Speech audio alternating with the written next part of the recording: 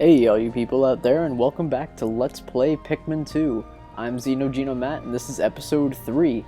Last time, we went back to the Valley of Repose, explored Emergence Cave, got some treasures, and unlocked a new area. And this time, we'll be going into the Awakening Wood and exploring this new area.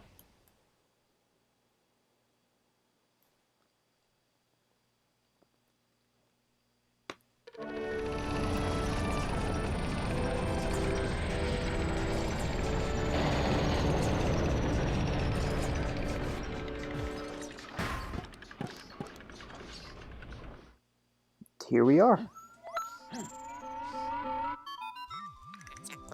Good morning. It should please you to know that the purple Pikmin are lodged safely in my hull. The confines of my interior seem to suit them perfectly, though they do occasionally tickle me. Stand in the ring of light below me and press A to call out the purple Pikmin. So the ship functions as a sort of onion for these Pikmin.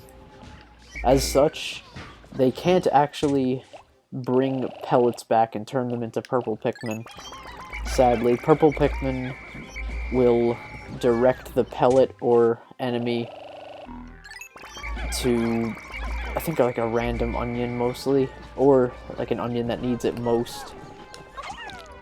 Here we got some pellet posies. Got some dwarf red bulborbs.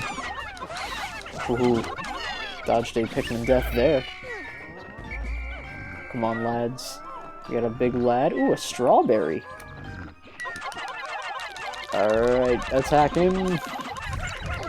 Oh no, this is bad. Okay, well. Not bad, okay. Let's get some Pikmin working on that strawberry.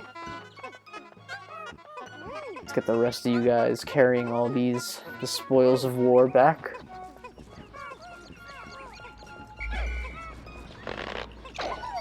Start plucking Louie. We got 22 Pikmin here. Ah, these are new enemies, I believe, for this game, but returning enemies if you've seen the first Let's Play. These are sheer grubs. These are female sheer grubs. The females are this lighter purplish color, like purple-pinkish color, but the males are darker purple, and the males will attack Pikmin. And here we have a sunseed berry. And with that, we have recovered 10% of our debt. Nice, we got a whole army of red Pikmin at our disposal. 88 in total. I'll come back to that one. He can chill for a sec. I'll no doubt be going back and forth. Ah, these plants are new to Pikmin 2. These are burgeoning spiderworts, I believe they're called. So they have berries on them. You can tell Pikmin to climb up them and attack, and they will drop the berries. You can have the Pikmin carry them back to the ship.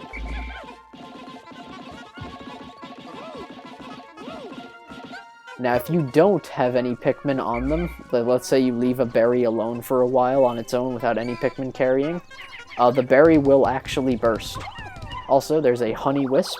They drop little eggs of nectar, which we haven't seen yet, but we'll get into in a second. Astounding, this red berry contains an ultra-spicy essence. It does not appear to have any monetary value, but I shall research potential uses for it. Bring me another specimen. Oh, ship's got 9 more specimens coming their way. So here we have some nectar. Just like in Pikmin 1, you can swarm your Pikmin onto it. And leaf or bud Pikmin will mature into flower Pikmin when they drink it. The Pikmin that drank the yellow nectar instantly matured into flower Pikmin. It appears to have enhanced motor skills. What a wondrous nectar. How intriguing. Like plants, Pikmin mature from leaf to bud to flower. Captain Olimar, you must share the information you have with your subordinate, Louie. As flower Pikmin, they are faster and less likely to trip. And I believe that is the 10th berry. And with it, the ship is able to manufacture... Captain Olimar, my research on the red berries you discovered has yielded a powerful potion. Behold the ultra spicy spray. Although it is untested, I believe it will have spectacular results. Spray it on all your Pikmin by pressing down on the D-pad. When necessary, I can produce 1 bottle of spray from 10 berries. Press start/pause to contact me and confirm your berry count. Look at L on the radar screen. So now we have ultra spicy potions. We'll be using that later. And burgeoning spiderworts will regrow their berries over time. So as we see there, they've already regrown. You know what? Let's get some purple action in here. Now you notice I'm only able to have 95 Pikmin out on the field right now. And that is not a glitch or a downgrade from Pikmin 1. There perhaps may be some other Pikmin in the field. Let's get these 5 on that. So the Pikmin in this game are a lot better with sharing sap. Whereas in Pikmin 1, you know, one Pikmin could down the whole thing of sap, and the game was also a little bit less, like, see, those two there, even though the sap was gone, they were still able to get, they were still able to mature because of it. The game's more forgiving with the time limit where the sap is actually active and able to be consumed by Pikmin. It's a nice touch. And I see they've completed that Bramble Gate. Right up here we have a Cloaking Burrownit. I hope that's the right name, otherwise I seemed pretty strange there. I think it was a new enemy since the last game. He just impales your Pikmin with his long tongue, but if you defeat him before he sucks them up, they will be released. Anyway, Louis, has Olimar instructed you on the peculiarities of the Pikmin creatures? The Pikmin form groups based on color when disbanded with X. Grabbing Pikmin with A will also cause them to group by color. Now for the bonus lesson. After grabbing a Pikmin with A, you can press left or right on D-pad to swap it for another color. This is the first time you have heard this? Olimar, remember to properly train new employees. Yep, I was actually about to get into that. Ooh, he got a purple Pikmin, wow. That would have been disastrous if he actually managed to eat it. Now, here. There's this patch of sunflowers, a little bit suspect. Aha! Surprise. This is a creeping chrysanthemum. Their AI isn't the greatest. But nonetheless, if you're not careful, you can potentially lose some Pikmin to him. But yeah, his bark is definitely worse than his bite. Here we have another cave. Nice view with all the cherry blossoms. Xert. Biological sensors are reacting violently. The readings are ominous. A beast of unknown power lurks in these depths. A large Pikmin group would be reassuring. My sound sensors are picking up hostile roars of many beasts. Expect dangerous encounters. Sensors are also showing extreme heat pockets. You may need flame-resistant Pikmin. But my records indicate no such data. Are my records incomplete? So I don't know if I touched upon this when we entered Emergence Cave, but here you get to see a little bit of a preview of what hazards you might be facing in the cave ahead. So here we have the Hole of Beasts, and it looks like the fire hazard is lit up. The other 3 not lit up. And I believe our red Pikmin are indeed fireproof. So in we go. The game will automatically save between floors, so if you have a mass Pikmin genocide, or just a mass slaughtering of Pikmin, you can always reset your game, and it'll restart you from the last sub-level you were on. So a nice little little thing if you need it. I do not plan on resetting in this playthrough. I'm just gonna roll with the punches.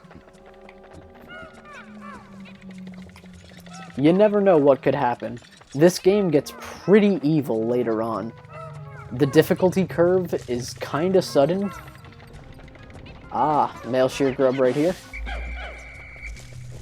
Swarming them in this game is much more favorable than it was in Pikmin 1. In Pikmin 1, if you swarmed them, most of the time they would actually still get the kill if they managed to get their jaws on a Pikmin. Alright, come on everybody. Ooh, that looks like a D-pad. And I believe it is.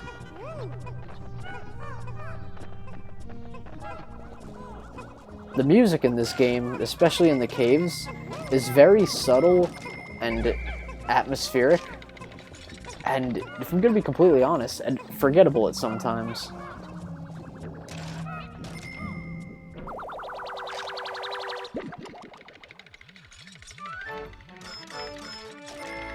Here we have the Stone of Glory.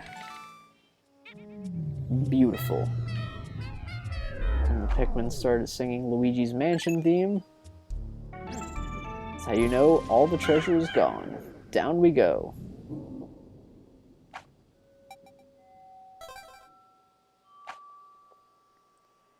So as we're going to be going through holes pretty consistently in this playthrough, I'm gonna split it up into episodes rather than days like we did in Pikmin 1, simply because a day in Pikmin 2 can last well over an hour if you get into like some really long caves, and especially if you're doing multiple caves in one Pikmin day, it can be really hectic and very long. So they're already singing, which means I don't believe there's any treasure on this floor. Grouping up my Pikmin, it looks like we got all of them to flower. Ah.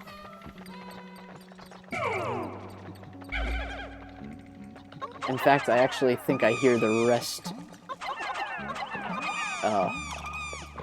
Like, rest floors have this particular music. It's really, really nice, and it's like, you could either take it as like a peaceful rest, or like if it's like right after an especially like gruesome floor, it's like damage assessment.